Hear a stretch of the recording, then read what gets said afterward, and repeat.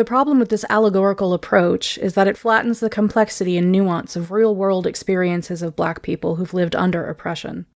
Cage and his co-creators haltingly implement scenarios of situational ethics in Detroit, but the moments where compassion or consideration win out are given short shrift. The shifting moral landscape of the game seems to exist only to justify a replay of cruelties visited on oppressed peoples. The choices we've had to make weren't always easy binaries, and Detroit does little to speak to the psychological weight of having to make such decisions. That was Evan Narciss about the video game Detroit Become Human, and this is The Red Pen.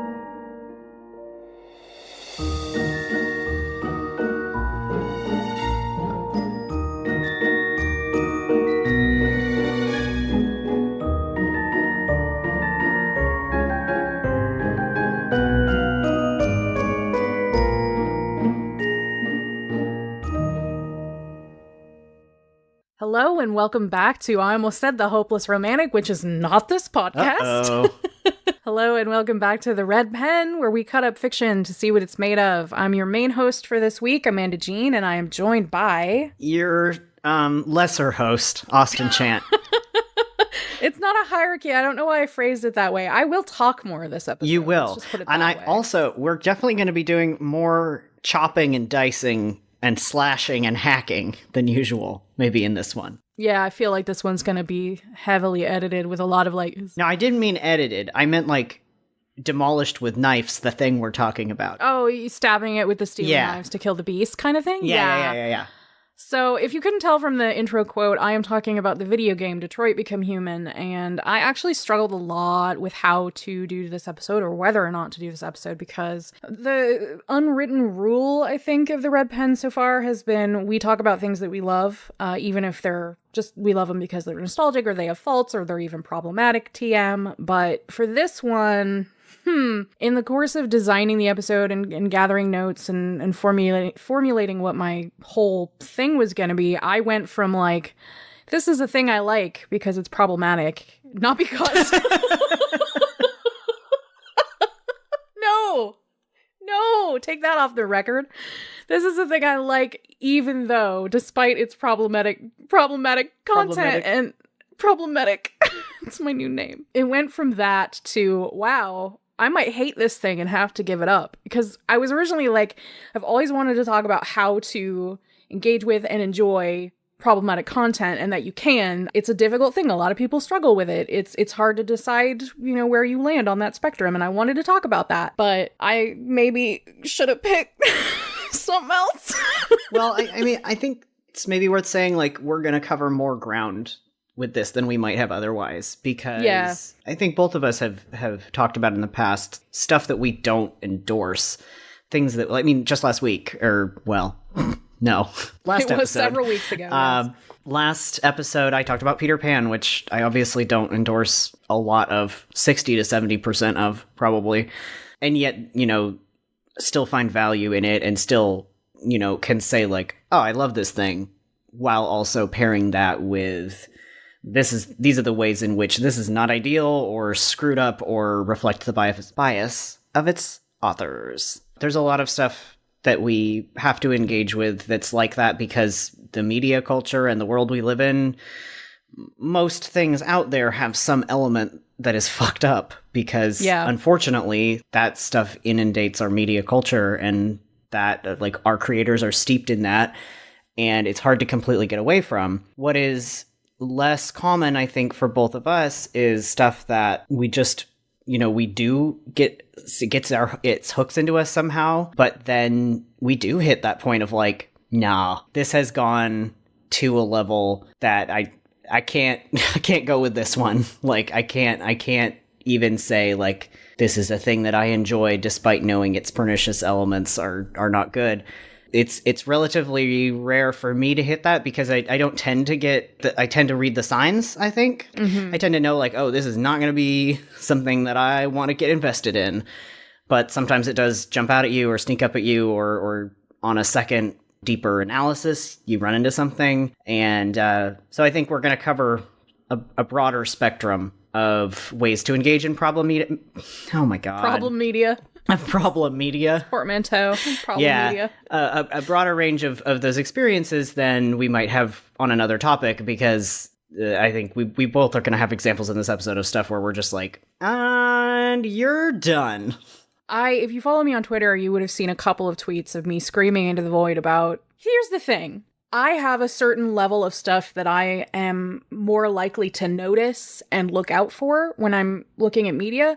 I'm not going to have the same experience in life with my privileges and my axes of oppression that somebody else would. So all of it's like a very personal, inside out look where I'm trying my best to guess, like, this seems fucked up. When I did a deeper dive on Detroit Become Human, even the stuff that I thought was surface was so much worse than I thought it actually was. You would have seen me screaming about that on Twitter. Originally, every week we make up sort of episode outline and note documents with our work cited and quotes and maybe a rough structure, just things we want to include. And the only time anything's been this long was my Star Trek episode, because I really wanted to have my sources all in line and have all my citations ready to go. This one is basically, there's some quotes, but a lot of it is just me trying to work out how I feel about really surprisingly fucked up content.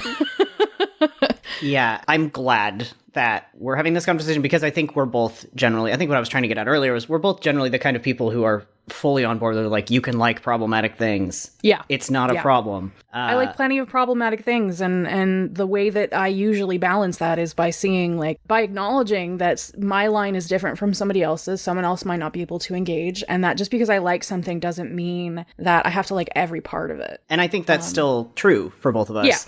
Yeah. But I do think that there's also, there's spaces where we need to talk about, like, it takes a lot of self-reflection and it can be really uncomfortable, but I do think that there are times when you have to look at something and not after that, like, you know, take away from it what you take away and value those things, but put it aside. Like, yeah, it can no longer engage. And when do you hit that breaking point, and how do you respect those breaking points for other people? Because it is going to be different for different folks. And a lot of that has to do with axes of oppression and axes of privilege. Yeah. And one of the things that I was looking forward to talking about in this episode is how one of the things I see in fan culture a lot and have been guilty of and am in no way done processing is the idea that if somebody criticizes or attacks a thing that you like, it's somehow a reflection on you, on your taste, on your morals even. And like sometimes that's true. I'll talk about it later when I talk about the shipping that came up in the Detroit Become Human fandom and how like there is a segment of people who are very hostile to certain ships, and I'm just like, why?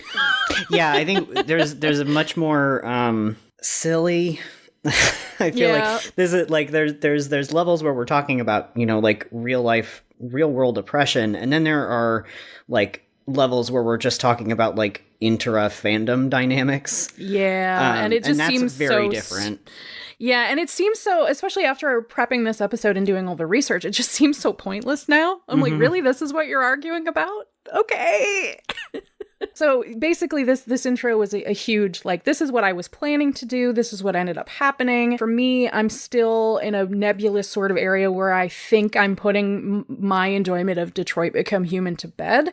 But this last weekend change has been a process of that. And I thought it might be cool to talk about how I navigate problematic media. And I wanted to say, before I talk about Detroit specifically, like, this is not my first go around, and I've certainly discarded things that were far more important to me than this fucking video game that I played like a couple months ago. This is not, you know, my enjoyment of it is disproportionate to the amount I now hate it.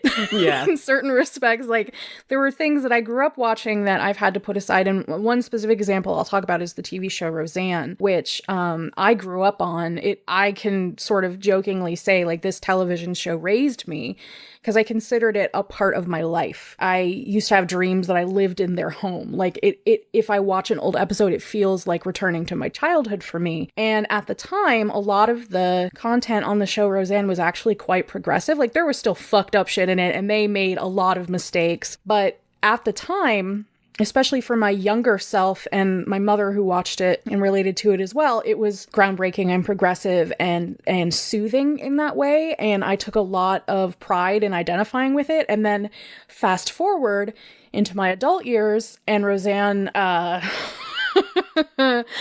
became a nasty ass turf white supremacist like monster. And I had for a while been like, okay, well, you know, the fact that Roseanne is now, because at first it was pretty evident that she was a turf. I think that was the first thing I remember seeing out trans exclusionary radical feminist, with feminist in quotes. I remember seeing that on Twitter and being like, wow, okay, that's super fucked up and I can't engage with anything that she does now. But it's retroactively like the level to which her fuckery has had me, you know, I wouldn't say bury, it's not that dramatic, but put aside the thing that I loved so much. Like, it has to live there. It has to live in my childhood.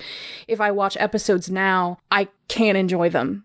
They're overridden by my grief and anger with what she's become. And that was ever so evident when she rebooted the series and basically restarted it on ABC like a year or two ago. And yeah.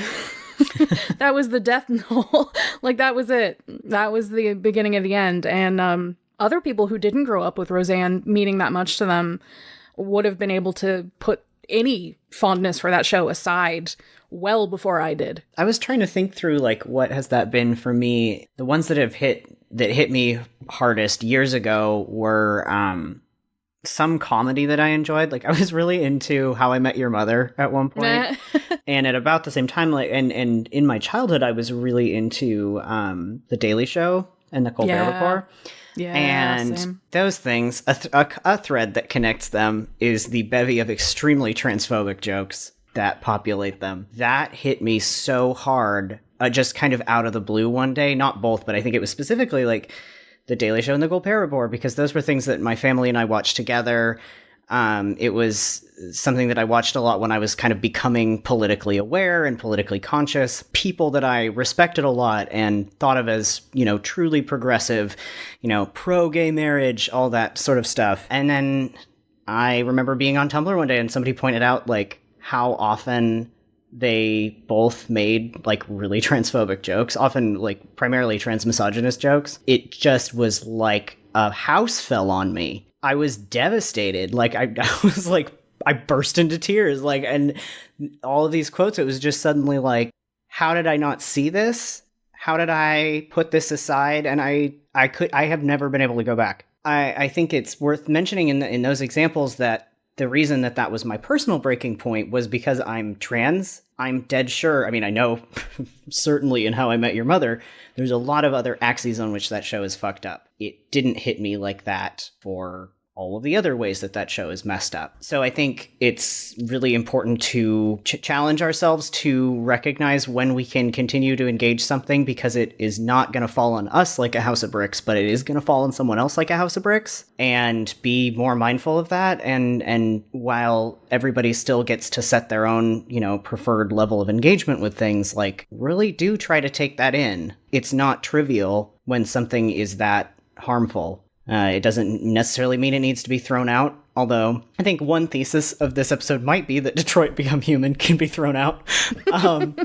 Look, for me, it can be. I think that's where I landed, but for other people, that might not be the case, and that's fine. Just one of the other things we're going to be talking about is, like, respecting that other people throwing in the towel because they can't take the amount of isms in something is not an attack on you. Yeah, like, and that was something that I ran into, like, just from my personal experience with The Daily Show, was people got very defensive of that when I, you know, in my sudden new horrifying awakening was like, do you realize this is so bad? Because it hit me so personally of, like, this is so hateful. That was the thing that got me, was like, this is genuinely hateful and dehumanizing and very mean and very unkind. This is treating trans folks with the same like cruelty and disregard that it treated, you know, like conservatives, but with even less sort of like respect. Yeah. All of a sudden it was just like, oh my God, I don't mean anything to these people who I've looked up to for so long. And that hits you so hard. You have to respect what that means to someone else. You have to be able to say, like, even if I continue to engage with this thing, you have to fully understand and respect what that means to other people. One of the things that I've learned over the years is how much when there's a certain type of discourse surrounding a media. Frequently, it's just people trying to rationalize their choices. And engaging with something and shipping something and liking something. Like, it doesn't matter what it is. It's usually rationalizing their choices and trying to make themselves feel better about the thing they like being critiqued. I would even say feel absolved. Like, it's not even better. It's like, I haven't done anything wrong. Yeah, and it's like, well, it doesn't matter if this is wrong because this other thing is good and that supersedes it. And it's like, okay, for you it does. But not for the people who are upset. And I mean, look, this is a complex subject. This podcast with us white people is not going to be able to really talk about all of the nuance because we've had such specific privileges. And one of the reasons why Detroit Become Human is so difficult is a lot of it is racism and racial allegory. I'll be quoting a lot of Black authors who have written about this in various articles, and I'll link to those in the show notes so that you can see their words. I'm basically just collating their very useful data, and there's other things that I did notice as well, but I think, again, like, this is a great example because even though I knew something was wrong, I had no idea how bad it was. Yeah. Because I didn't have to. I get to live in ignorance if I want to. It is hard when somebody is very critical or attacking the thing that you like, but if there's one thing I've learned over the last, clears throat coughs years in fandom, it's that you aren't the things that you ship. You aren't the things that you like. You're just curating your own experience. Like, it isn't a moral thing. Something doesn't make you more enlightened than liking something else. And when we were talking about somewhat more benign isn't really the word that I want, like, when we were talking about more of our general stance on liking and engaging with problematic media, we were talking about, like, it sort of requires a balance of, you need to have the humility to recognize that your own experience is not universal, but you also need to have the self-confidence to, acknowledge that an attack on the thing is not an attack on you, and that, like, your experience and the thing that, like, sparks joy in you has value to you. The good experiences that you are having with yourself can still exist, while at the same time you say, like, wow, yeah, you're right, that is really fucked up for someone else. Yeah, there is a level of self-confidence and, like, security in your own skin that the thing that you like can be criticized and you don't take it personally. And that's hard. It's hard for everybody. I think everybody at some point has a learning curve on that. I understand what it takes, but then, like, I don't know, if somebody criticizes very specific things that are very important to me, I'll still be like, just like, I don't like that. But the important thing there is to shut up. Yes. So now that we've talked circles around what we're going to do, I'm going to introduce y'all to Detroit Become Human if you haven't played it, or, you only have a vague idea of what it's about. So it's set in the future, a couple decades in the future in Detroit. It's using three eventually intersecting really narratives. A title? Detroit, Become Human. I hate video game names. I'm not gonna derail this for long, but there's some new fucking video game with a terrible title that is out. Bad video game titles are. Anyway, sorry, please go on. Sekiro Shadows Die Twice or whatever. Cool. Detroit Become Human. It's actually, it's not really a sequel. It's like it's kind of a sequel to a short film that the studio Quantic Dream made like years and years ago called Detroit. It went kind of viral and it had a lot of positive feedback. I thought it was called Kara. But it was starring Kara. I remember I saw this video like way, way back in the day, and when it came out, it was like mind-blowing, like lifelike animation. Yeah, that was part of it. It was certainly not the first very lifelike motion capture that I had seen, but it was some of the best work. Mm-hmm. It was the kind of thing that my parents and stuff would watch and be like, "What? Computers can do this?" The player is exploring these three eventually intersecting narratives. There's essentially three main characters, three protagonists, set in future Detroit, which is sort of a newly boomed city of infrastructure because this is where the androids were sort of invented and where they're produced. And then the three androids that you follow as the player are Connor, who's kind of a detective whose main goal is to hunt down deviant androids or androids who have gone rogue or think that they're alive. He's a don't narc. Know their place. Yeah, he's a narc. He's a fucking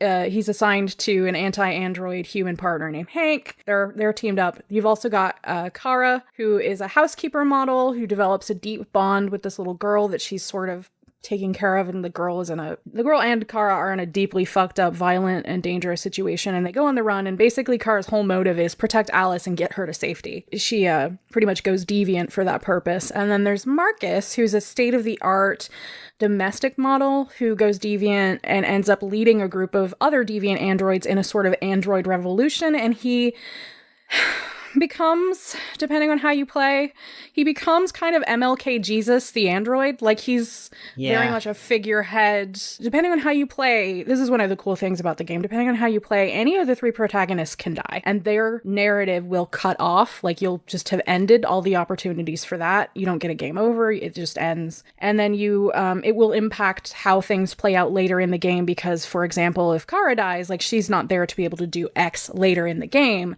and so you'll have a slightly different outcome. There are a lot of different outcomes. It's a very branching narrative, and one of the best features is that you can replay a chapter and then sort of save over what you've done. So let's say, like, I'm kind of debating how much to spoil here. I won't spoil everything, but I'll spoil a couple of potential outcomes. So in one of my playthroughs, I accidentally got Alice killed, and it was a terrible ending for Kara. And, you know, I still have the game installed. If I ever decide to do this, I might go back and fix that, because I really do feel badly about it. And you can do that. You can go back to a certain time and go, okay, this is where everything started to unravel, or like maybe I looked at a walkthrough and I'm just going to play this chapter and then move forward from there. I think that's a cool feature. And at the end of every chapter, you get to see the branching paths. This is the choice you made. This is where it led. It's cool. I like it. Yeah, it's a genuinely, like, I've watched a little bit of the game, and you came over and played a little bit of it. It's a genuinely, like, kind of next level story game. It's got a really intense branching narrative and very genuine, like, consequences for actions in a way that a lot of story games can't really sustain. I think its script was something like 1,700 pages. I can't imagine that. So, you know, Detroit Become Human, for all of the criticisms I will lobby at it, and there are many, there are some cool things that this game did. It's a very pretty game. The performance capture is fucking great. It's a little uncanny valley. Yeah, it's all very mocap, recognizable motion capture. Actors do a really good job. Yeah. With what they have been given. What they've been given, yeah, they're troublesome scripts. They do a great job. And like I said, there are a lot of outcomes to the game, and generally the good ending ends with all three of the main protagonists alive, all of them deviant and safe and having gained freedom. There are variations on that theme. Some of them can be alive. You can, like I said, you can get anybody killed. So there's a way that even though Marcus dies, like, the revolution still continues, or even if Kara's dead, like, things will happen. And one of the other main things that you can do is, instead of turning Connor deviant, which is sort of his whole, like, quote-unquote good path, you can keep him machine and stop the deviance, and it ends terribly for everybody. That's the fucking bad ending. Non-deviant Connor, machine Connor. This is all. I originally was going to do, like, for one good thing, I would talk about a bad thing, but I ran out of good things. Yeah, but, you tried to do, like, a nice compliment sandwich and then realized you didn't have any bread. I was out of bread. I only had tar. You were, let me say, planning a bad sandwich from the get-go. It was a giant bad sandwich. The choice to set it in Detroit is interesting, and I'll get into that a little bit later, but I liked that it was sort of highlighting it as, like, its past, present, future sort of a thing. Like, it has a past as a center of infrastructure, and its present is a city slowly trying to rebuild despite massive economic problems and urban decay and a shrinking population, and there have been great strides made. I liked the idea of, like, oh, we can give it a brighter future in production and tech, not that that isn't loaded. It is. We live in Seattle. We know all about that. We live in Seattle. It's a nightmare. And I did like that there's 3 separate vignette-style character arcs that do eventually entwine. The branching paths I mentioned, and the idea that you can replay a given chapter and see how that unfolds. There's some really spooky-ass sequences in this game that I enjoyed. There's 2 in particular. There's one that's, like, in an android junkyard where you're trying to find parts among these dead and half-alive, sort of mutilated androids in, like, the pouring rain, mud, and you're, like, climbing over the corpses of your fallen to, like, find an eye socket. It's great. I liked that sequence a lot. It's really effective. It goes on too long, but it's effective. And there's also a later sequence in this guy's mansion, this Latko mansion. And I have problems with it overall, but there's some really effectively spooky things in there. And if this were a horror game, that would have fit in great, but it's not. Connor, the detective android. To test things, he's like a little walking lab. He can like put it on his hand and then lick it because his mouth is a lab. He test it. He lick it. So that's good. That's good. Yeah. Every time he lick, I'm happy. One of my favorite elements, which also is like when I was trying to do the compliment sandwich, I ran out of bread. There's a part where you go... One last bread heel. It's only got a few spots of mold on it. The stale ass heel. When you go to this club to investigate a murder of a human by an android, you find out that there are these two, some of the models of androids are given names, and this one is the Tracy model. And you find out that these two Tracy models are in love and are trying to like escape together and protect each other and have found solace in this horrible situation. And you can like spare the two gay Tracys, and it's great, except you can also fucking kill them. That's not great. See what I mean about this compliment sandwich? It just all falls apart and then turns into tar in my hands. This game, when you make choices, they do have consequences almost more than any other game I've played. And it isn't just the QT, the QuickTime prompts for battle or whatever. It is literally like, depending on how you decide to play any of the three characters, almost at any given time, you will deeply impact the outcome of this game. It isn't all about, you know, making sure to dodge or to shoot or to do this or that. There is some of that, but it's secondary, I think. It's interesting because I think that's a place where games have tremendous potential, but because of the culture of media makers that we have in games, read almost entirely extremely privileged white men, that potential is used in often really upsetting ways. I am not over the fact that in Dragon Age Inquisition, this came out 5 years ago, still mad. Dragon Age Inquisition had one of the first positively portrayed trans characters in video games, Krem, and you, the protagonist, can decide to kill him. I mean, let him die, but like in a very much like you hold his life in your hands kind of a way. That's always been something that troubles me. That there's a number of other like decisions like that in BioWare games. BioWare's the studio that created the Dragon Age. There's a number of decisions in those games where it's like, you maybe shouldn't have let people do this. Like, you maybe, why did you give that because as an option? You've created a scenario in which this is a legitimate story to want to happen. Yeah. It's complex because I think that there's value in like potentially like letting players make those decisions and critiquing them or like having consequences for them, but it's also like you're letting them enact violence, and you have to consider the fact that there are going to be people who play your game and are very happy to like let the only trans character in it die because of that reason, not because of an interesting storytelling choice or whatever, just because that's the choice they want to make. At that point, like, it doesn't even matter to me really that there are negative consequences for doing it later. Yeah, but you still gave us that option, and like people are happy to do it. Yeah. And does that really balance it out? Like, if, oh, well, but you lose the cool thing later. One of the things that bothers me about, I'm not sure exactly how this trophy breaks down because I won't ever get it, but there's a trophy you get for basically getting the Machine Connor ending, and you have to if you want to platinum. Do you want to break down those nerd terms real quick? Sure. Depending on the system you're playing on, there's trophies for certain achievements you get in the game. Detroit Become Human gives you different trophies for different endings. And if you want all of the trophies ever for everything from like, you got this ending to you made this choice to like, you successfully navigated this difficult thing or got this rare trophy, like in stuff like Overwatch, it's like you got this impossible, like, I don't know, I'm trying to think of a hard shot things as Hanzo. I don't know, I'm bad at Hanzo.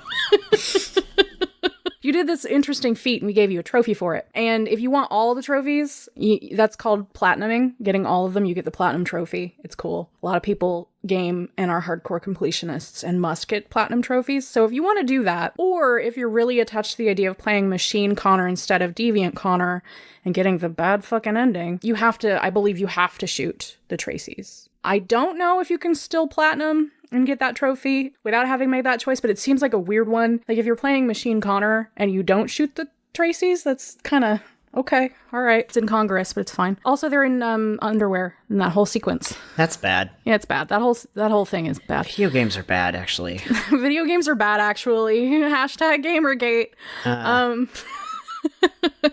we're going to be talking about 3 specific areas where I found the most egregious examples of problematic content. I broke them down a bit, and I'm going to try not to belabor this because I know this could be triggering for folks. And I, of course, will have dressed this episode up with every applicable trigger that I can think of. One of the main issues I have is the fact that this whole game is racism allegory without earning it, doing the work, understanding it, or acknowledging it. Yeah, that last one, I know we're going to get into. That was the one where I was like, ding, ding, ding, ding, ding, I'm done, I'm fucking done. Throws table. Like, I was, Detroit Become Human has a clear civil rights allegory at its center, with the androids, who are essentially enslaved, treated as subhuman and denied their autonomy and rights. They're blamed for things like the fact that get this 40% unemployment. 40%. 40 fucking percent. That is an egregious figure. Like, I don't think we've ever hit that in the US. I think in the Great Depression it was like 25 or 20. Yeah, that feels like one of those things where the writer just sort of threw out a number, like, what's real bad, and didn't sort of consider like civilization toppling as a possible outcome. And I mean, things are bad in the game. You see a lot of, but it's also like kind of surface level. Like, you see people protesting. You see somebody with a sign that says like, androids took my jobs. Like, it's very... And also, I would like to note that if I, as a white gamer, noticed a lot of this shit my first playthrough and found it gross, I cannot imagine what the experience of this game is like for black players. I can't. Even just the basic android equals slave narrative is bad. Like, it's a bad thing to do, and I will talk about that shortly. So I'm going to talk about the fact that they use very obvious symbols and slogans of civil rights struggles. They have a no androids allowed sign in a bar. They have Marcus, who is basically the MLK android Jesus figure, literally crib very well-known phrases from everybody from Malcolm X to Obama in his demonstrations. Yeah. And I wrote down a lot of quotes that certain characters said to each other, and they're just so fucking bad that I don't want to repeat them. Austin and I were talking about this, and he was like, can we just not say that? Because it's bad. Yeah, like, I wanted to draw a line of, like, I don't want to excuse this game for anything it's done. I also don't want people to have to listen to this podcast and be traumatized. So we're trying to walk that line. We're trying to walk a very rickety line of, you know, communicating what they fucked up and how, but also not. My thought was, like, I certainly don't want to do a podcast where we read transphobic quotes from The Daily Show, so... Try not to do that for anyone else. Trying not to do that here. Also, I should mention that Marcus is played by, essentially, because the performance capture in his design is all based around the actor Jesse Williams, who is biracial.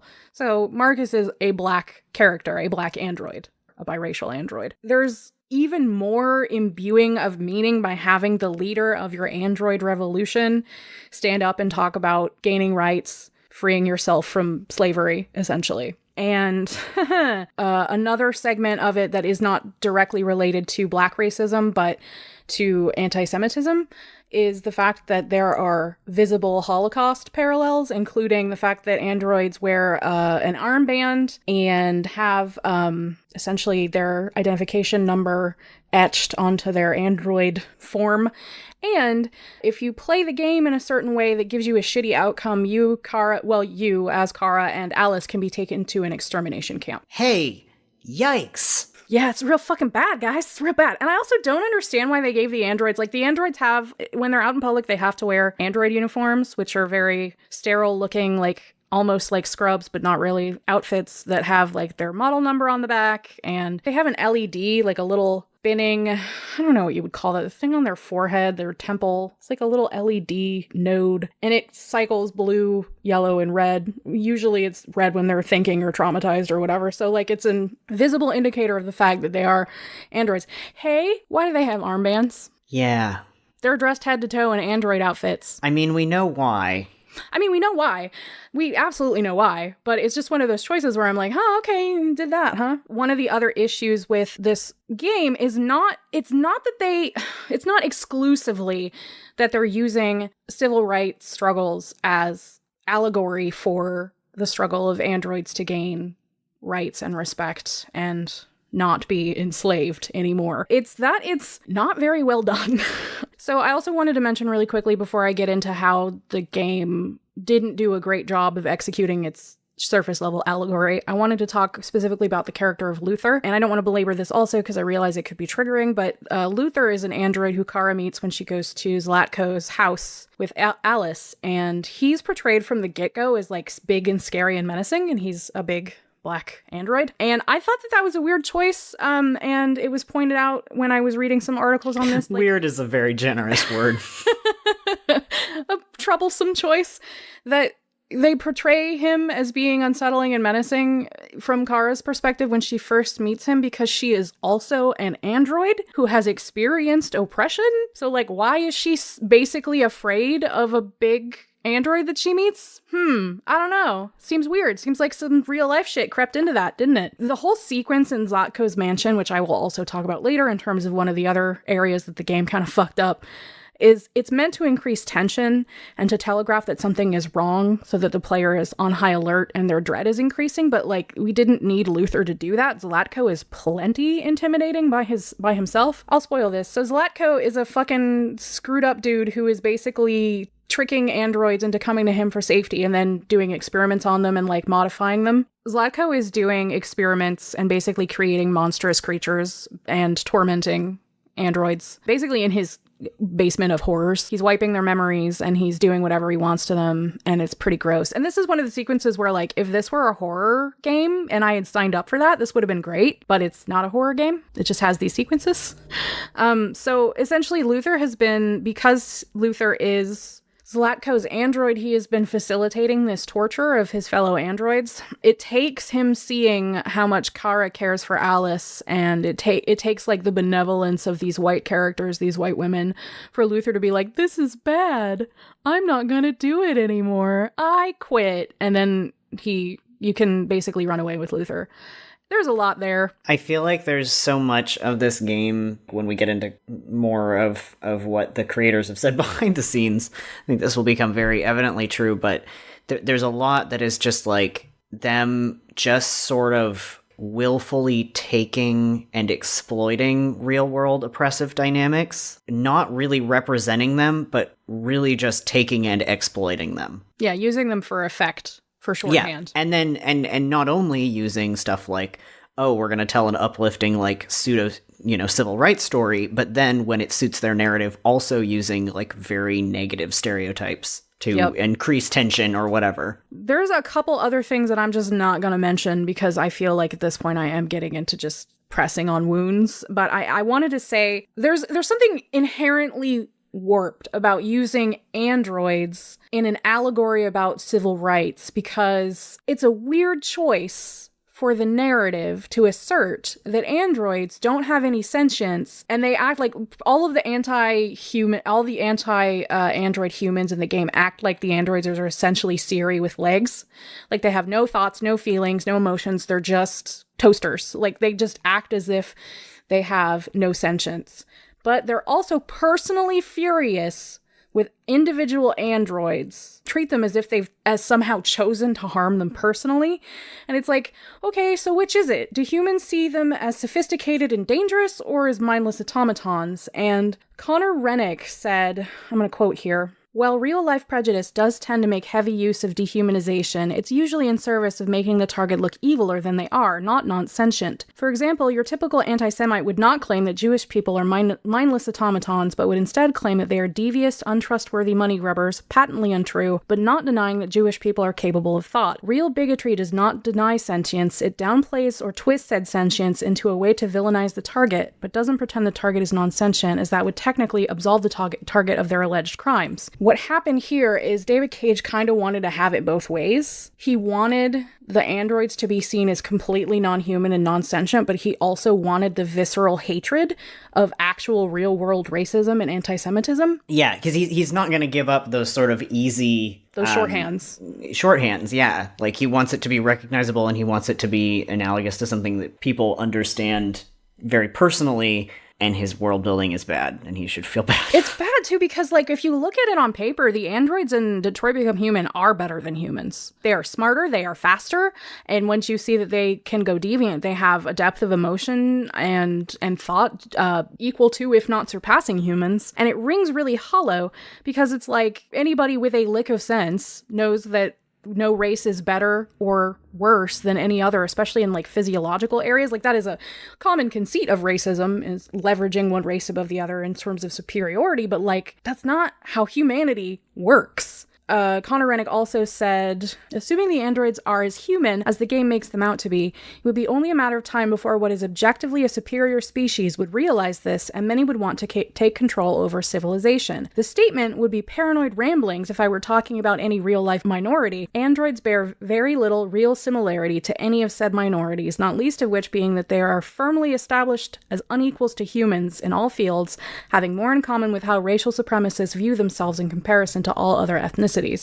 So it's like, again, this dude is using these allegories and this shorthand and this, oh, people will respond viscerally to this sort of discrimination, but it doesn't track in his own narrative. It doesn't make any sense. The androids are literally superior to humans. And it's like, if he had taken that as the avenue of like, people are genuinely afraid of sentient, thinking, feeling androids who are better at things than them, and that's why they're mad, and that's why they're afraid, like, that's something a little bit different than just cribbing a civil rights analogy and cribbing racism and the way that that manifests with white supremacists and being like, yeah, it's the same. Except it's not. Okay, one last thing. I'm gonna speed through this. There's a choice in the game as Marcus that you have, and that's the way that you present your revolution. You can essentially choose to be violent, which is generally just destructive. The other one is nonviolent. That didn't ping me the first time. I thought it was a little simplistic. Presenting that complex, personal, passionate situation as a binary choice, like being violent only happens because you choose to be, the situations that you are put into and the fact that you're reacting to an environment and a torment in the moment. I don't know. I just thought that was like another thing where it's like, wow, you really missed the mark with that one. Like, yeah, I'm sure in certain circles, like, yes, there is a discussion about like what are our personal rules for engagement when we're talking about putting on a peaceful protest. But like, generally speaking, demonstrations that turn violent happen because of what happens on the ground, not because of like a very, cerebral binary choice. So now I wanted to talk about another area that I broke down the shitty, problematic content into, and this one's domestic violence. So this particularly has to do with Kara and Alice. I mentioned that Alice was in an abusive home. And essentially the way that the game plays out is the character of Todd, who's Alice's father, is a fat, vaguely unwashed looking addict who's emotionally and physically abusive to his family.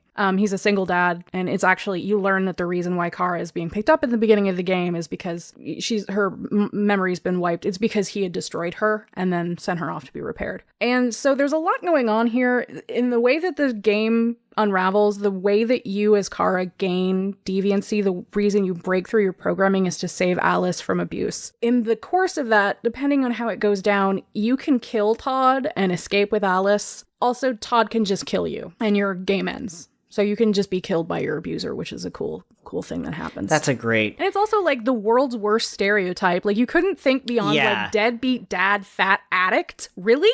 That's what you got with this? Like I think this is the thread that runs through all the writing in this game is so lazy and offensive and offensively lazy and lazily offensive. Yeah. When we were playing that sequence together, it's just like, how many check boxes could they tick off of like how to communicate what they think represents like a shitty, abusive, poor person, and it's so laden with obvious stereotypes, and there's so little. I don't want to say I don't want to say depth as in like, oh, we need to give abusers depth, but it's just there's no attempt to really engage with that. It's more just like, how can we portray to our audience someone that we think they will understand as a bad person. Yeah, and it's also, it's reductive. The relationships that abusers have with their victims is more complex than this, generally speaking. And so to see violence broken down into like cartoonish levels of malevolence all the time with sloppy shorthand. Like, of course he's an addict. Of course he's fat. Of course he's greasy. Of course he's poor. Of course he's a single dad. Like, it's just, and a bad one. All of the boxes are ticked, like you said. As I mentioned, like, Todd can just kill you and Alice, and I think there's something marvelously disgusting about the fact that an abuser can kill his victims in this game, and they're part of the story. And I think it's grosser that once they leave, The abuse that Kara and Alice specifically experienced from under Todd is not a thing. The trauma feels fake. Tanner Rupert did an article called Detroit Become Human, Domestic Violence and Cowardice in Writing, which is linked in the show notes, and he said, for all that is accomplished on the gameplay side, however, this scene, which is the scene where Kara and Todd fight, essentially, is a perfect example of the problems endemic in Kara's story. Once Kara and Alice escape Todd, this abuse, this trauma, is forgotten. I don't mean in the sense that it is repressed and digested in some way by the two women. I mean literally forgotten. The horror that Alice and Kara go through is an appetizer, a small meal to whet your appetite for the main course of having to steal to survive, being threatened at knife point by a faulty android, being bound and tortured in the basement of a madman, running across a busy highway to escape from a lawman, and so on and so forth. Aside from one scene toward the end of the game where, should he still be alive, you run into Todd, the idea that Kara and Alice are victims of domestic abuse is never examined or discussed at any point of the game, and is merely the first of many traumas that befall them in the expectation that the player will want to protect them from harm, which I find deeply regressive at best and voyeuristic at worst. And that fucking nails it. Yep. And this dovetails really nicely into the third category of things that I thought were fucked up, which is the game's treatment of women, and specifically Kara. It's a broader pattern here because, like, on one hand, Kara goes through a lot, and if you play her through to the good ending, what you've essentially done is played as a survivor. Like, you survived abuse and oppression and being, held at knife point, and you escaped the murder man's basement, and you got yourself and your ward to safety. But it's part of a broader pattern. She's constantly imperiled and menaced. Constantly. Like, that is Kara's rinse repeat thing. Tanner also points out that Kara and Alice are certainly made closer by the abuse, and Kara's awakening is the beginning of her journey in the story, but it never leads anywhere. In fact, the rest of Kara's story could be reasonably described thusly. Kara and Alice get to place, things seem well, person A comes and harasses / threatens / imprisons / attacks them, person B helps them out, they flee, rinse and repeat. There is no examination of what that's doing to them. It's used, the trauma that Kara endures and that Alice endures is used to evoke emotional audience reactions and to imply characterization, but they rarely deliver on it. And look, I actually really like Kara, and I think that her relationship, also I can't decide how to say her name. It's Kara, it's Kara.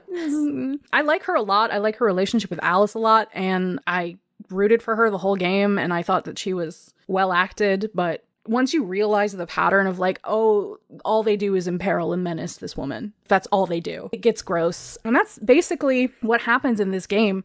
There are essentially two main women in the game, one of which is Kara, the other of which is an android named North, who's essentially an optional romance for Marcus, and is on his team. She's usually the one whispering in Marcus's ear about violence. Like, we should be destructive and violent. And the other android, Simon, is usually like, we should be peaceful. Because it is that binary. It's literally a devil and angel on your shoulder. I mentioned the scene where Kara escaped from Zlatko's murder mansion, or his, I don't even know what else to call it, his torture mansion. So she, no matter what you do, basically when she's at Zlatko's, gets caught and tied up in his basement downstairs, and she has to fight to make it through and with her memory intact. And like, that scene can go wrong. It can basically end your playthrough as Kara. So the stakes are high. There's a level and an undercurrent of sexual violence in her scene with Zlatko. Like, the specific type of menacing that she's experiencing is in part because she's a female android. And the imagery of her being bound in this dude's basement is a little fraught as well. Heather Alexandra points out in David Cage Games Keep Treating Women Like Shit, a great article with a great title, that this device with Kara bound in the basement and how she has to struggle to get free is something that David Cage has used like 2 or 3 times before with his female protagonists. He used it in Heavy Rain, where a journalist, this is a quote, journalist Madison Page is one of 4 protagonists looking to uncover the identity of the origami killer. I'm scooting ahead. In her search, she comes to the home of somebody who owned an apartment that the killer used. While it is possible to leave without incident, many players will find themselves drugged and bound in the man's basement. Either they break free and escape, or the man uses crude power tools to mangle and kill her. And there's another instance. Yeah. There's another instance of attempted rape of a 16-year-old in Beyond Two Souls. Cool. So in all of these examples, or at least in many of them, women can be killed or raped or just generally harmed if the player fails to make the right choices and meet the right quick time prompts. Which is almost like worse. to me than having, I mean, neither of these are good options, but it upsets me to have options for players to make very, very shitty choices with characters in games, but the idea that a player could be playing this and trying to prevent it and still have fail. like something horrible happen to them on screen is so damaging and upsetting to me. That to me is just unconscionable. Don't put that in your fucking game. Like this came up, this is another example of a thing that is potentially very triggering. I remember there being discussion of this in it came up in Life is Strange, because at the end of the first episode of Life is Strange, you can fail to save a classmate from committing suicide. That's not a great thing to necessarily put your players through. Like, I think that is something that certainly it means that this is a genre that needs to embrace content warnings and take them seriously. Like, if we're gonna do that on any level, and that's certainly not something that is in place in either of these games. It's just a really irresponsible way to embrace the possibilities of this medium, because this, even more than other mediums, like it's one thing to watch a movie and need to turn it off or to see where something's going and you know, need to stop watching something. It's another thing to have a game tell you, like, you led to this with your choices, and to not let you get out of them when they are so fraught and so terrible. Like, it's deeply irresponsible. What's so funny about this too is, like, you know, let's say you fuck up when you're trying to get Kara loose from Zlatko's murder torment basement.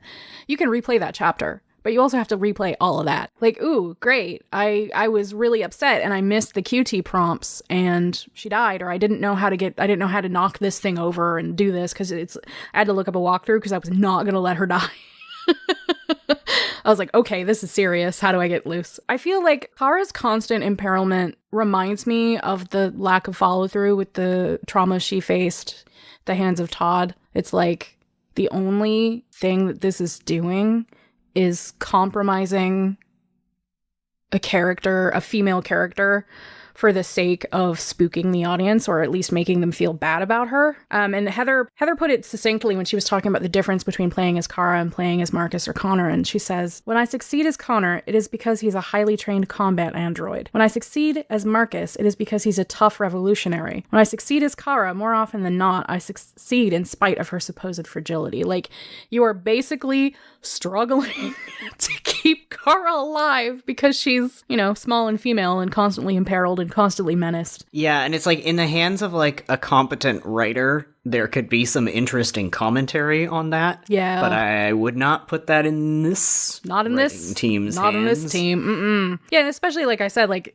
she's constantly imperiled, and then depending on how you play, she could die because of it. More than anybody else in this game, she is put through the ringer. I'm not saying that Marcus especially had it particularly easy, but Lord, poor Kara. And then I was going to say, before I finish this section on its portrayal of women, there aren't a ton of women in the game. There's Kara, Alice, North, and then there's a character named Rose, and a handful of other people, but not many. One of the things that's an issue is the portrayal of female androids is usually, like, we encounter the Tracys, who are essentially sex workers. Non-consensually. A lot of the female androids that we see are presented scantily clad. Like I mentioned, like, the Tracys are in their underwear through an entire fight sequence, through a sequence where you either kill them or let them go. So if we kill them, they're in their underwear. Nice. Bad. Yeah. I don't think I said that. Bad. Bad. I don't have a lot to say about North in this, because I feel like I've got enough to talk about. But, like, there were problems with North's characterization as well. She's a former, basically a pleasure android or a companion android. I will say they at least gave North, like, the implication and discussion of, like, consistent trauma from that. Like, she really does not like humans because of the experiences she had at the hands of them. So that was one thing they kind of followed through with. Good job. You tried. So in closing of these sections, like I mentioned earlier, like, the Zlatko scenes are actually really evocative and scary and tense. And if this had been a game like Until Dawn, I would have really enjoyed them. Because when you play a horror game, you know what you're signing up for. You kind of know that characters are going to be imperiled and menaced, and you're going to see fucked up shit, including body horror. And generally speaking, like, in horror games, you know you're supposed to be afraid. So you've got a different mindset than if you're playing a game where you're like, oh, I'm going to, I guess, become human. Part of becoming human is being constantly imperiled. Oh, do I want to talk about the thing that sent me into the stratosphere, as I mentioned? The thing that, this... If you weren't already there, don't worry, it gets worse. So I've talked about how sloppy a lot of this is. Oh man, like really too bad that they cribbed all of these symbols and direct examples of oppression from groups like Black folks and Jewish folks. But, you know, like, sometimes people make choices and they aren't the right ones, but... Sometimes people make choices and they aren't the right ones is also, like, a not bad tagline for the game, Detroit Become Human. That's very true. Maybe we're all just living in the timeline where David Cage made a series of very bad decisions in the process of making a video game. We got the bad ending. Some other universe got the good game.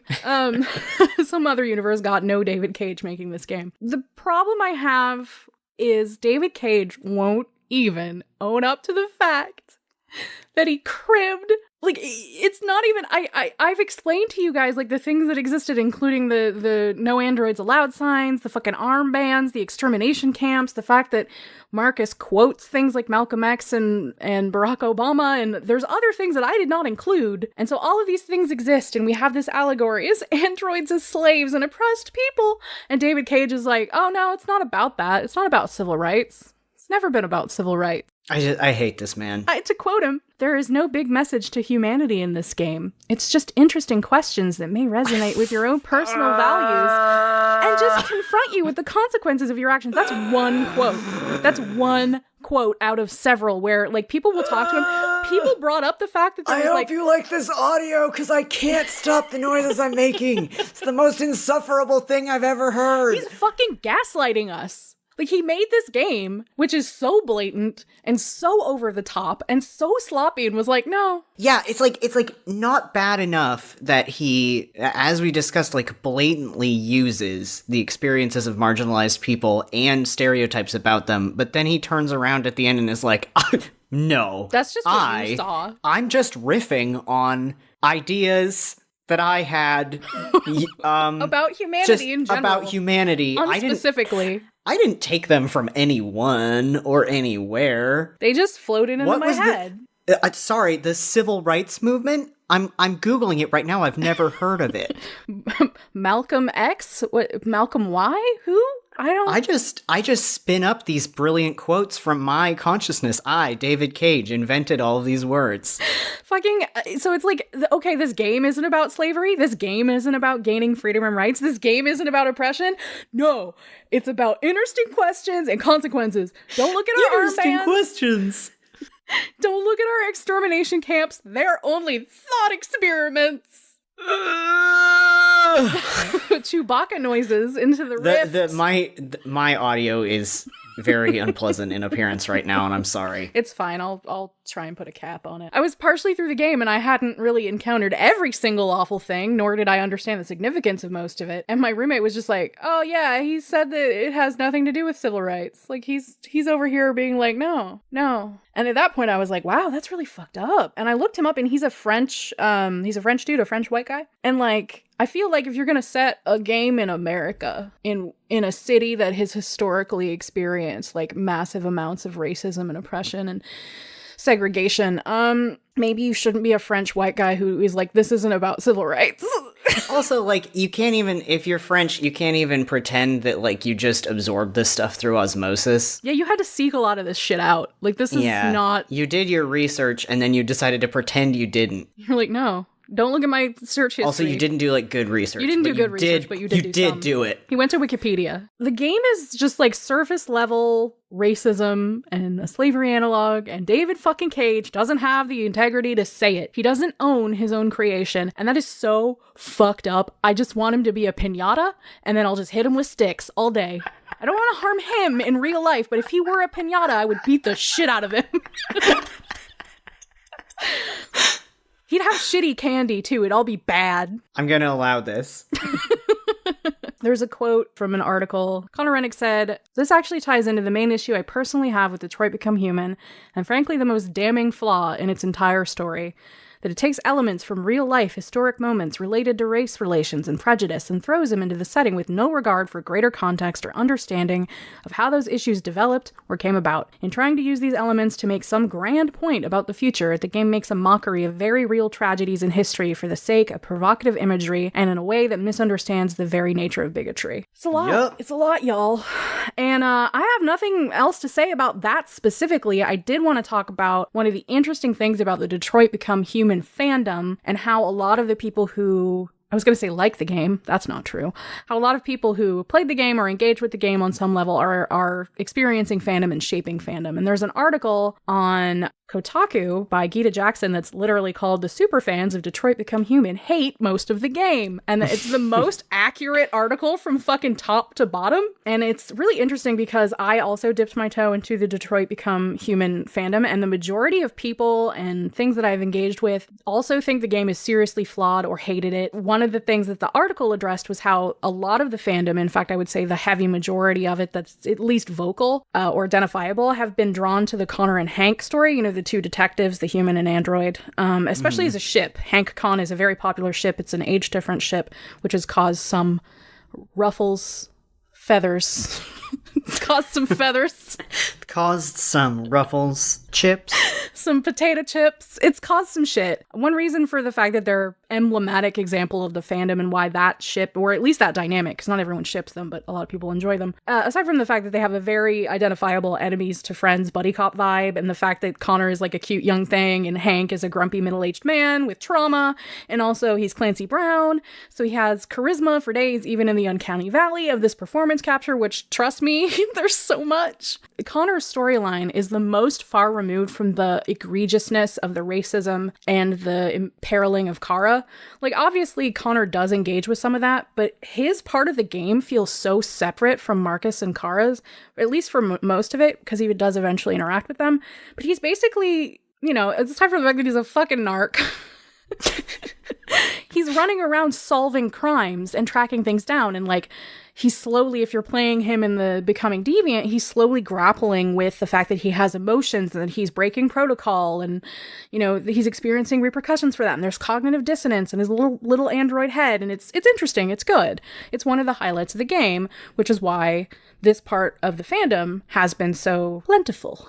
You can play him in a way, like I said, that makes it more unpleasant. You can definitely play him as Machine Connor. Frankly, most people don't do that, or if they do it, it's for the lulz or for the trophies. I want everyone to read that article that I linked, but mostly because it's incredible. But Gita Jackson summed it up to say that most of the people who are engaging in this fandom are doing so not because they think it's good, but because they think it's bad.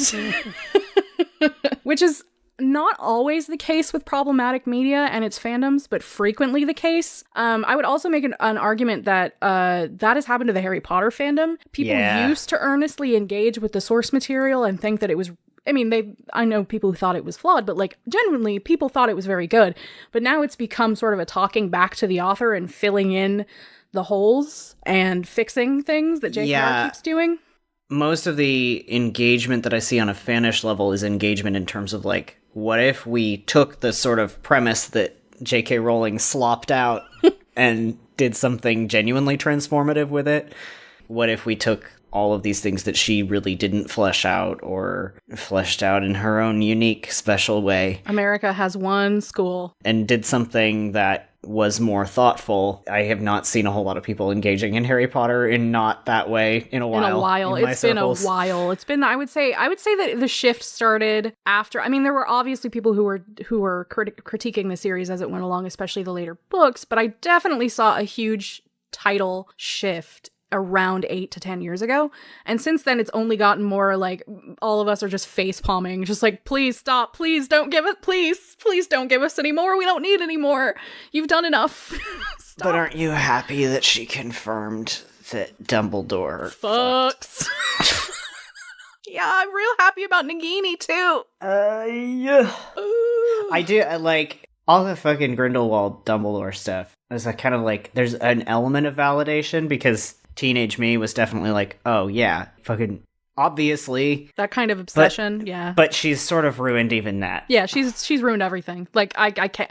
I was in the Harry Potter fandom for many a year as a youngin', and just the idea, the sweet summer child of that is gone. Harry Potter is an interesting example, actually, because I was rereading it recently. And it is sort of right on that line where there are aspects of it that I find more compelling than I did as a kid. Yeah. Like, I actually find Harry as a trauma survivor to be much more, like, I care a lot more. Yeah. And I get that character a lot more, but then there's other stuff that is just inexcusable, that is absolute trash.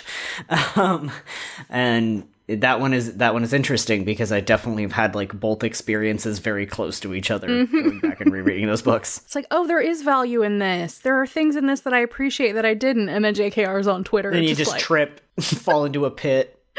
Ruining things. I'm going to talk a little bit more about the Detroit Become Human fandom because I want to point out that even though the majority of people who engage with the fandom, like hardcore, like write fic, read fic, produce fan works, that kind of stuff, that level, not just the like, hey, I liked Detroit Become Human and I platinumed it.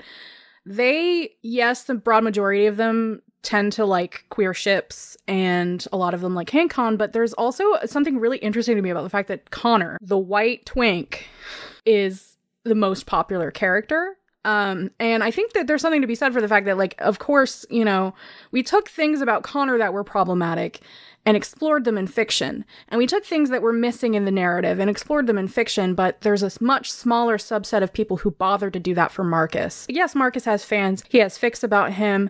He's usually shipped with his, like, second in command, Simon. Sometimes he's shipped with Connor. But generally, he's just like, there's Marcus. He's over here. He's doing his Marcus thing. And Kara is even less of a fandom presence. At least, again, this is subjective. This is just what I have seen poking my head in. And I will say I went in through the Connor route. So, like, this could also be biased. But I've looked at this fandom pretty head on for a while. And it follows very established patterns of, like, what fandoms gravitate toward. A lot of white male characters, especially at the expense of characters of color. Again, yeah, I mean, if you've been in fandom for 10 minutes, you watch the beginning of Detroit Become Human and you know they're gonna ship the cute twink and the older cop guy. Yeah, and, like, I get that, and I also agree that the article points out that, like, this is the one that is the least fucked up, and it's also... it's also the space best... potentially for people to sort of... play engage with. Yeah, like there's things to it that are understandable, but also we can't ignore the fact that, like, okay, what about Marcus? What even about Kara? And I will say, one of the cool things about this fandom, a lot of the Detroit Become Human fic I've read is very interesting. I've read a bunch of different ships, gravitated towards reading a bit of Hank Connor, but I also read some secondary Connor ships. It's interesting because a lot of it tackles explicitly what it is to be human and what it is to be android far deeper than the game ever did. And some of that is because fic can be internal, while it's a lot harder to do that sort of internal narrative or internal perspective in a game, and I get that. But I also think it's key that, like, a lot of people writing Connor-centric fics, especially the ones that deeply examine autonomy and humanity, are, like, neurodivergent folks and trans folks. And there are a lot of people writing AUs exploring, like, if Connor were human and autistic, or they're even exploring what the idea of what trans would be as an android. What do bodies mean to androids? What did genitalia mean to androids? What does presentation mean to androids? And, like, that's all really cool. There's also, this fandom is very fucky, and I appreciate it. There's a lot of fucky fan art, and I like that. And there's a lot of, like, filthy, delightful stuff. There's a lot of body horror stuff with people, like, fondling the inner android components and engaging in, like, wire play. Classic fandom just android classic stuff, android honestly. stuff, which is, as an android fan, I was like, yes, praise be. And there's also stuff, one of the ways that you can play the game is Connor will essentially fail and be replaced by a model. His model number is RK800, and he can be replaced by RK900. It's sort of like a bigger, badder, different eye-colored version of Connor. They're set in the brief moment that you do have them in the same game. Like, they're set at, oh, Connor's now obsolete and he's got RK900. A lot of fandom ships Connor and RK900, and me included, because I think it's an interesting dynamic, especially since the game did the very fascinating thing of having the two identical Tracies, I think they just had different hair, in a relationship with each other, in a sexual romantic relationship with each other, thus sort of implying that this isn't a sibling situation. This this isn't a twin situation. Every android, regardless of what they look like, is its own complete person. And so the idea of writing Connor in RK900 engages with like, well, what does it mean when you have to engage with a model that's meant to replace you? What do familial ties look like? Are there familial ties? What is individual autonomy when you're one of 1,000 in a model? So that's cool. I like it. While I was getting to this point, I was like, oh, I think I have to put, if I went back now and tried to read a new Detroit Become Human fic, I think I would just be so frustrated by what I know, what I can't forget, that I couldn't enjoy it. And I think I did cross that line. Previously, I was on that line of like, look, I know this is a really fucked up game, but like there's some really cool fandom interpretations of autonomy going on over here. And there's some really cool explorations of Connor as autistic. And like, I want to read those and engage with these own voices stories. But now I personally have reached a line where like all of the crap that I'm aware of re this game is superseding that. I also wanted to just harken back briefly to what you were saying about like the safer space that's created by like two white cis men in fandom. I think that happens a lot. I get it. Like I've definitely engaged with stuff that way. It is hard when that is so much of media that happens so often, and we, at the same time that we, deserve to enjoy a safer space, I think when that's the case, we need to be really taking that media to task for making it unsafe to engage safely with the stories of women and people of color in those stories. If that's the environment that is created by the source material, where you can really only get in the headspace of the white men in the story, safely, like without having to engage with these really gnarly, shitty things that the story has done, that's bad. And we need to call it bad. Although I do wonder, like, I was thinking about the optics of like if you switched the model of Marcus with the model of Connor, like if you switched basically that's also not great. It's not great because then you would be putting Connor, a white twank. I'm sorry, I need to stop categorizing him just as a twink. You would be putting Connor, like this reedy 20-year-old white boy, in charge of the android resistance that's heavily coded as fucking a civil rights struggle. And then you would also have Marcus, the narc cop. Yeah, I feel like there's not a lot of salvaging to be done with the way that they have set this up. To talk a little bit about like how we've engaged with other things. The most current example I could think of something that has become this for me was I was really into Attack on Titan. Shingeki. Shingeki. How do you say the whole thing? Shingeki. Shingeki no Kyojin.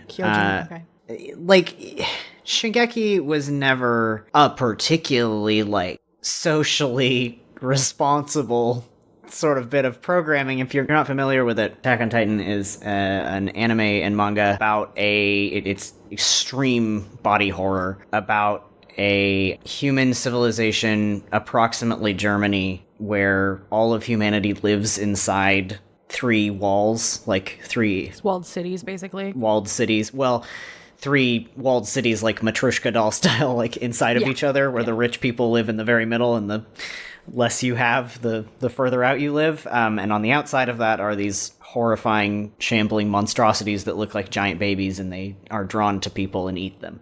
It's this very fucked up apocalyptic setting. I was really very engaged with the fandom in a way that I'm not sure I've been since. There have been a couple other things that I've been really engaged with, but there were things in it that meant a lot to me, and that still mean a lot to me. One of the major characters in it, Levi, like a lot of people interpreted that character as trans, and I was into this show as I was coming out. It was literally concurrent, and some of the representations in that fandom helped shape who I was. Like when I this is gonna be embarrassing.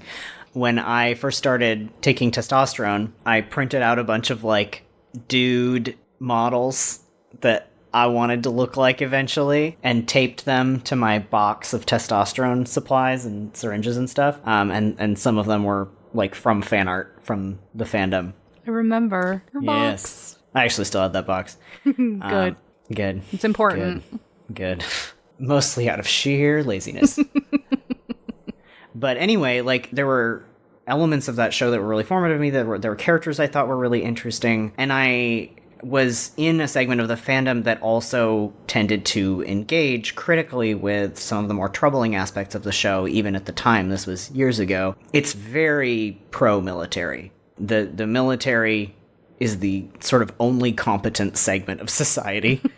There's a lot of glorification of military tactics, huge sacrifices of human life. I mean, it's gross. It's gross and it's fucked up. And the show doesn't always engage with it like totally uncritically, but on the whole, like it's very much like ends justify means, and framing that in this very white, I'm gonna say like pseudo-Aryan kind of military setting is very troubling. And then I kind of fell out with the show. Anime stopped coming out, and there wasn't a second season for a long time, and I just kind of stopped being as into it. But I always kind of had it there as like soft spot. Yeah, this is like a thing that I've enjoyed. It's not something I enjoy on like a deep story level necessarily, but on a deep fandom level. I came back to it a little while ago and caught up and found that it had like extremely jumped the shark and gone off the deep end. I don't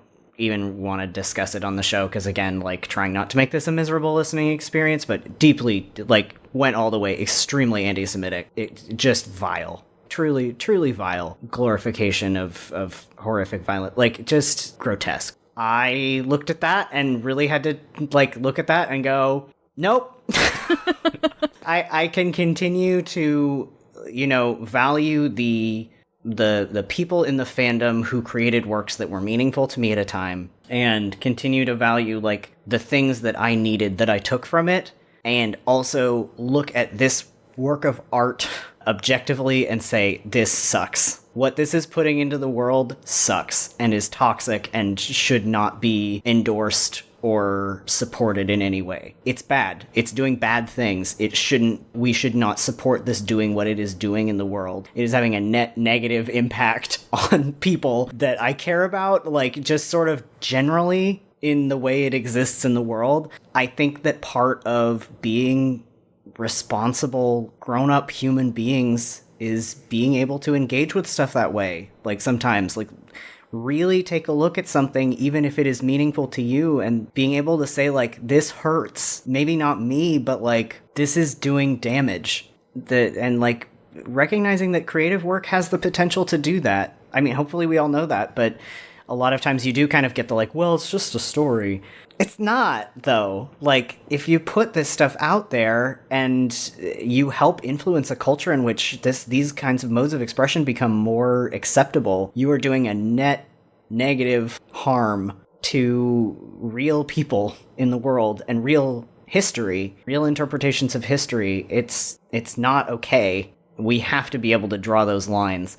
While also we can continue to value, I think we can continue to look at ourselves and recognize and value the things that we need at a certain moment in our lives. Especially because like most of us grow up on like children's media that's real fucked up. Yeah. Anybody gone back to a Disney movie recently? Like from your childhood, you're going to find a laundry list of things that you hopefully don't endorse as an adult. Oh, God, I tried to go watch Mulan the other day. Mulan! I haven't watched it in years because I'm afraid. I had forgotten, like leaving aside, because it's not really my lane, I don't want to speak for how Chinese folks feel about the story. Leaving aside that, like, I had forgotten how really transphobic. Yeah. It's sort of like overtly surface level it is. Anyway, not gonna go into that too much, but there's like a lot of shitty crossdresser jokes. Yeah, there's so that many. I didn't remember. There's so many. And I was like, what? Was this always here? I mean, yes, of course it was. I was a kid. I didn't know. I didn't realize I was gonna grow up and be upset by that. We are generally, two people who are champions for like, we need to be able to engage with things on multiple levels and value things that are not perfect, because very few things are. But I also think there are lines. Reasonably, we can understand that there are lines, and those lines may be different for everybody, but we need to respect everybody's lines, and we also need to sometimes just be like, hey, no, absolutely not. This is my line in the sand. And also, I mean, aside from the fact that I made an entire podcast about this particular I made an episode about this particular media, I'm not going to tell people who enjoyed... Yeah, Amanda, I did turn down your pitch for an entire podcast about Detroit Become Human. It's called Detroit Become Horny. Thank you. Uh-oh.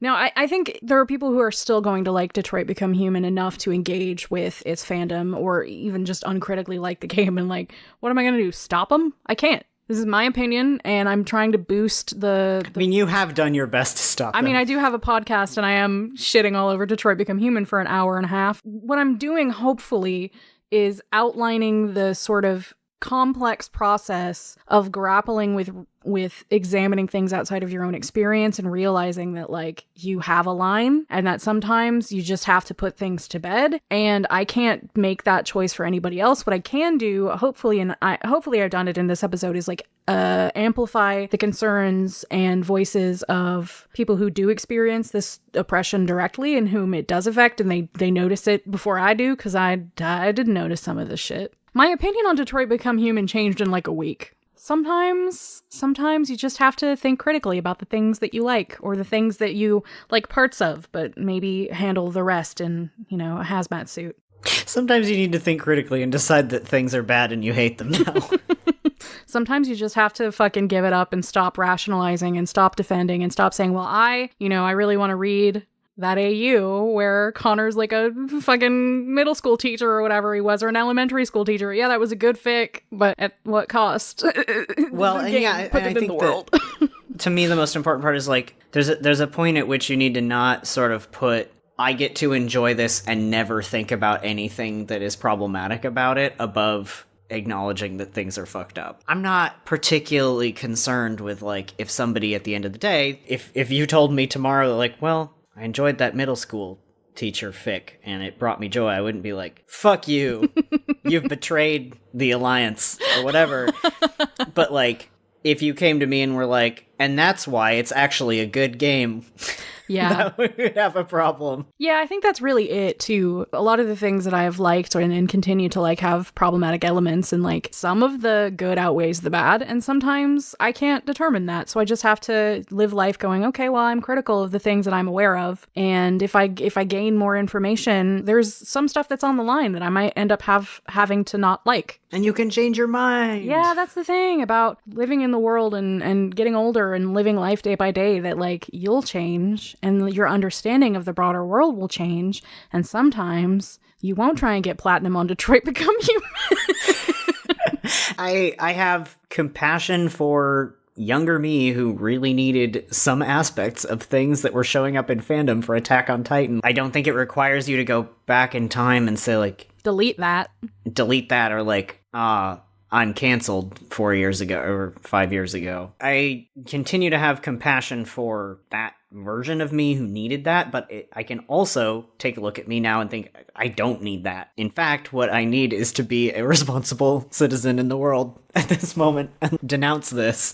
I mean, I feel not quite similarly, but like with the reboot of Roseanne that happened and then eventually was canceled, and then the show, I actually haven't checked on it in a while, but it was relaunched as The Connors without her, and I think that was, like, this is one of those things where I was like, that was probably a good idea. She didn't need to be in the driver's seat of that, and she had essentially gotten herself fired by being vile, and I approve of that, but I'm also like, the show existed in the 80s and 90s. It's done. There are things that can be said about those people living in 2019 or whatever, but like, not by her. So the thing that I got from it lives in the 80s and 90s and early 2000s, and that's fine because it was important and it did change my life. I wouldn't get the same thing out of it now. So I can't, I'm not going to retroactively erase what the show Roseanne meant to me, but I'm certainly not going to engage with it now or its remnants now. I don't know. The tattered remains. The weird shambling corpse of that show. It's hard. I mean, I understand there's nuance, and I hope that this episode was about nuance and discovering on what line. Not nuance vis-a-vis is Detroit. Not nuance re David Cage at all, but nuance re me. I have very non-nuanced feelings on certain quotes that were read from certain bad men. I had more quotes from David Cage and more quotes from the game, and I was like talking to Austin about it, and he was like, I'd rather not. Maybe not. And I said, you know what? You are correct. All in all, I hope that this episode has been not too much of a downer, I guess. Like, I don't know, because we haven't necessarily had the vision of not having Red Pen, engage critically. Like, we want this to be a podcast that engages critically when necessary, but we definitely have had a focus on sort of more positive takes. Yeah. And so I hope we've walked a line of making something that continues to be reasonably entertaining. I don't even know. I don't know. I just hope that it's not a miserable listening experience and that it is useful to people, doesn't just bring folks down, but like, helps give some tools to engage with complicated emotional stuff. So thank you so much for listening to this episode of The Red Pen, as volatile as it might have been in some places. If you want to continue the conversation, you can talk to us at Red Pen Pod. You can also talk to me. I'm at Amanda H. Jean. And I am at Austin Chanted. And as a reminder, we have a Patreon where you can hear some behind-the-scenes stuff, some outtakes, and if you pledge at a certain level, we'll talk about whatever the fuck you want us to. We're always excited to do that, so please, if you have pledged at that level, let us know what you want to hear. And, as always, if you love something or if you learn to hate something, cut it up and display its pieces for all and sundry.